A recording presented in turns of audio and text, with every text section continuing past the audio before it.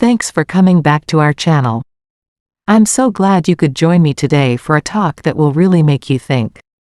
If this is your first time here, don't forget to click the subscribe button and set off the alarm so you never miss another movie.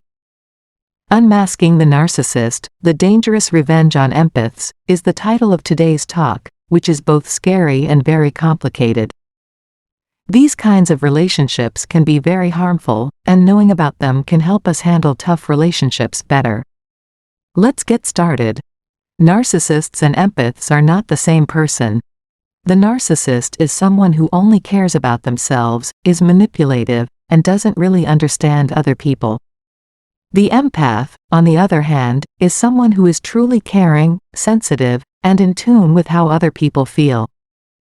This force can be both powerful and dangerous, especially when things go badly. When they do, the narcissist's need for vengeance can set off a storm that knocks the empath off their feet. What makes a narcissist want to get back at someone? We need to look at what narcissism is all about in order to understand this. Narcissists need to be in charge, be admired, and feel like they are better than other people. They see relationships as a way to meet their own wants, and they don't always care about how other people feel or their health. When an empath comes into a narcissist's life, it can be both exciting and frustrating for them.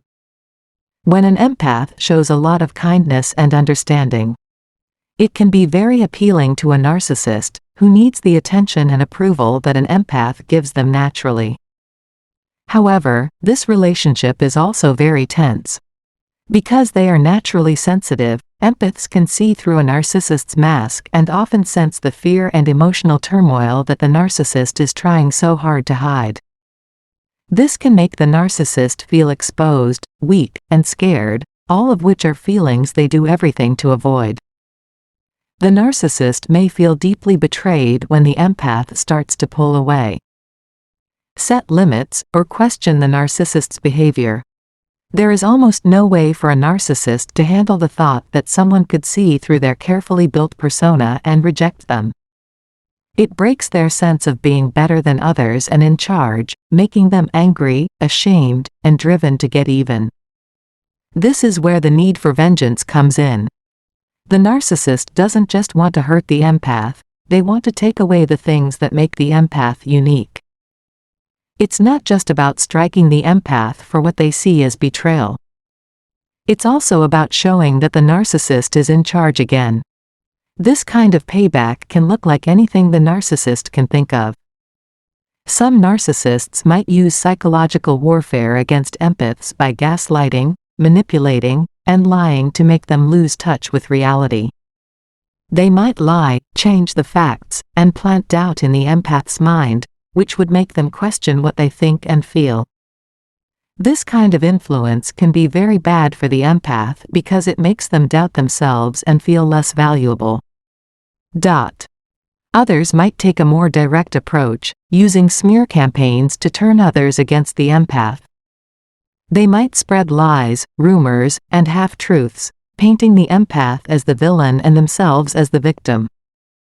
This tactic is particularly devastating for empaths, who often place a high value on their relationships and reputation.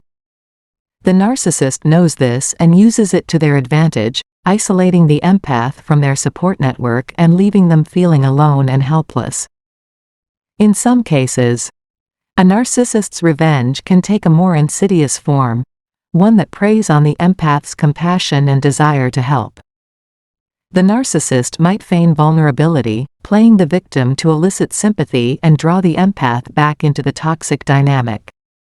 They might use guilt, pity, and emotional blackmail to manipulate the empath into staying in the relationship, even as they continue to inflict harm. This kind of emotional manipulation can be incredibly confusing for the empath, who may find it difficult to reconcile the narcissist's apparent vulnerability with their destructive behavior. But perhaps the most dangerous form of revenge is when the narcissist targets the very traits that make the empath an empath. They might seek to destroy the empath's kindness, compassion, and emotional sensitivity, turning these strengths into weaknesses. The narcissist might ridicule the empath's emotions, dismiss their feelings, and belittle their acts of kindness, making the empath feel foolish and naive for caring so deeply. Over time, this kind of emotional abuse can wear the empath down, leading them to shut off their emotions, suppress their compassion, and become a shadow of their former self. The narcissist's goal in all of this is not just to hurt the empath, but to erase the qualities that made the empath a threat in the first place. By breaking the empath's spirit, the narcissist reasserts their control and re-establishes their sense of superiority. It's a cruel and calculated form of revenge, one that leaves deep emotional scars that can take years to heal. So, what can an empath do when faced with a narcissist's revenge? The first step is to recognize the signs of narcissistic abuse and to understand that the narcissist's behavior is not a reflection of the empath's worth or value. It's about the narcissist's need for control and power, and their inability to cope with their own insecurities and fears. Setting boundaries is crucial. Empaths need to protect their emotional well-being by creating distance between themselves and the narcissist. This might mean cutting off contact entirely, or it could involve limiting interactions to avoid further manipulation. It's important for empaths to remember that they have the right to protect themselves, even if the narcissist tries to make them feel guilty or responsible for the fallout. Seeking support from trusted friends, family, or a therapist can also be incredibly helpful. Narcissistic abuse can be isolating, and having a support network can provide the empath with the validation, encouragement, and perspective they need to heal. Therapy, in particular, can be a valuable tool for processing the trauma of narcissistic abuse and rebuilding self-esteem. Finally, it's essential for empaths to reconnect with their true selves. The narcissist's revenge is designed to strip the empath of their identity, but by nurturing their compassion, sensitivity, and kindness, empaths can reclaim their power and rebuild their sense of self-worth. This might involve engaging in self-care practices, pursuing creative outlets, or dedicating time to causes that align with their values. In the end, the dynamic between a narcissist and an empath is one of stark contrasts.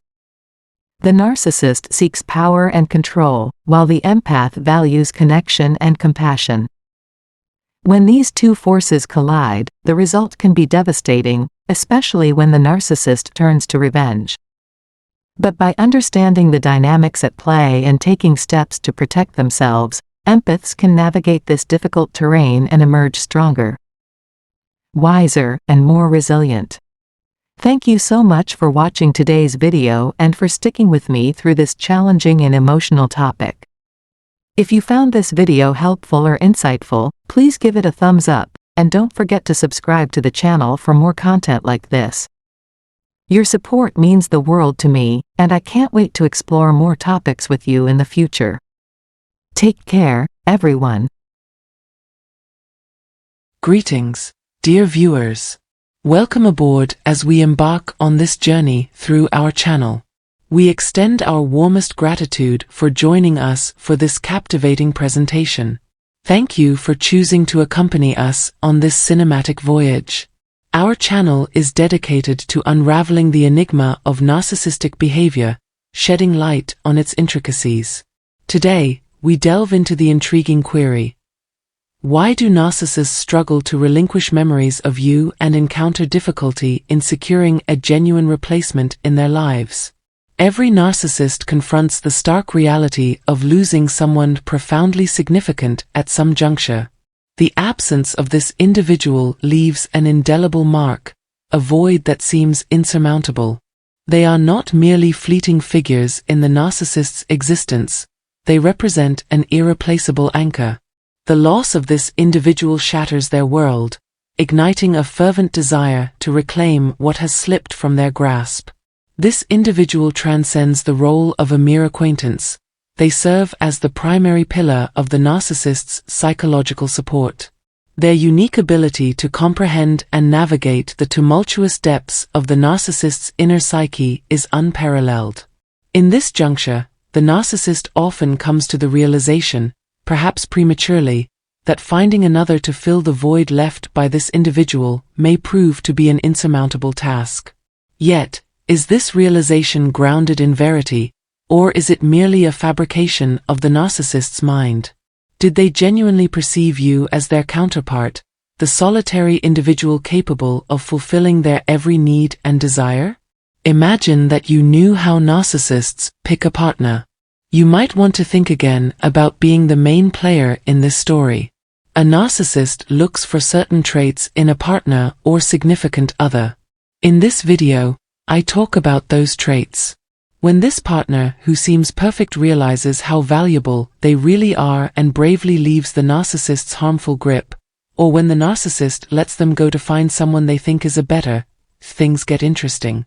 When a narcissist loses someone very important to them, they often act in a very different way than usual. All of a sudden, they might start to think about and criticize what they did. Narcissists are not used to thinking in this way, as they are usually self-centered. When they lose someone important to their mental health, they have to think about themselves, which is something they're not used to doing. For narcissists, this process of looking at themselves is anything but easy. Because of this, they have to face their weaknesses and admit that they need other people to feel good. This kind of self-reflection hurts them deeply because it goes against their belief that they are unbeatable and able to take care of themselves. Also, the thought of never meeting someone else who can provide the same level of emotional support and connection makes them doubt their charm and ability to manipulate others to keep relationships going. Realizing this can make the narcissist feel alone and desperate, which can make them look for different ways to either make peace with the person they've lost or quickly replace them. Their attempts, however, often fail to bring back the deep connection they once had. Some narcissists quickly realize how much they miss the person who has died, while others may go through several relationships before they realize that no one else can compare to the person who died. This makes me wonder if narcissists really feel love for the people they think are necessary. The answer is not simple.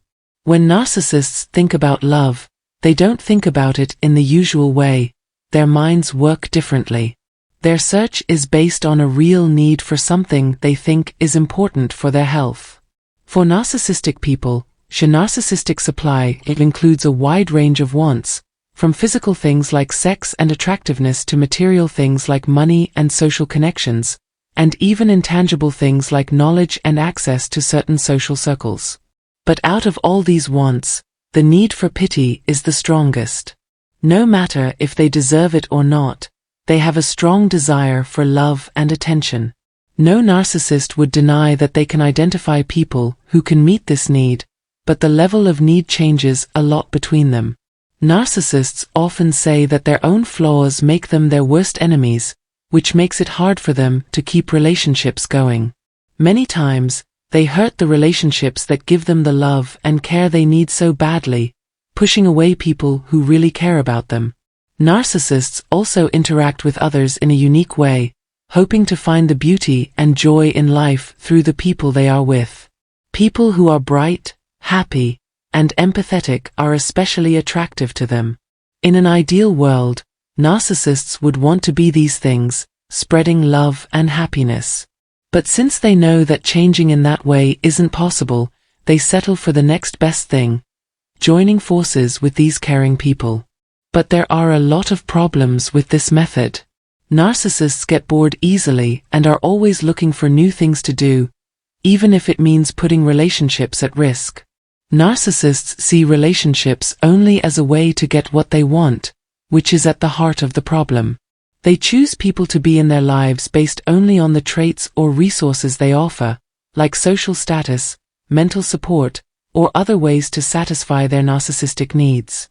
People are valued not for who they are, but for what they can do for others. This never-ending need for relationship pleasure shows how little narcissists care about connecting with and understanding other people. Although the narcissist may want certain traits or resources from you, their view of you will change significantly, and generally for the worse. They start to think of you as their property and expect you to always be there for them whenever they want to focus on you again. Because they feel like they deserve it, they will always expect you to help them without expecting anything in return. People who are narcissists feel so entitled that they don't see the very real chance of losing access to a key source of supply for good. When narcissists think about losing someone important in their lives, they rarely do so. So, when they lose a source of supply that they used to think was essential, they become desperate. To avoid facing the hard truth of their situation, they may do things that hurt themselves, like abusing drugs, being promiscuous, or becoming dependent on other people. Their pain makes their situation worse, which makes them lose control even more. Going to a psychiatrist may be the only way for them to get their lives back to normal in some situations. Even though things are crazy, the person who was very important in the narcissist's life is still on their mind. The narcissist can't forget about them or find a good replacement because they are sure they are great for each other. Even so, narcissists naturally can't stop wanting things. Their wants are endless, and no one can fully please them. In their crazy minds, they think that someone else could satisfy all of their wants and needs, which makes no sense. However, they know that getting what they want or finding a new partner won't really make them happy or take away their sadness. The narcissist is stuck in a never-ending loop of wanting more and being unhappy with what they already have. Even though they are always looking for the right partner, they can't find real happiness or fulfillment in any relationship they make. This never-ending loop makes the contradiction in the way they treat relationships even more clear. In the end, the story of the narcissist and their never-ending search for narcissistic pleasure is a sad one of self-harm and wishing for things that can never be achieved. No matter how hard they try, they can't get out of the circle of unhappiness that controls their lives. If this look into the mind of a narcissist interested you, please like, comment, and share your ideas below. Your participation helps us understand these difficult topics better and lets us share our smart discoveries with more people. Also, if you haven't already, you might want to subscribe to our channel so you can see more videos like this in the future. Thanks for your continued help and for joining the conversation today.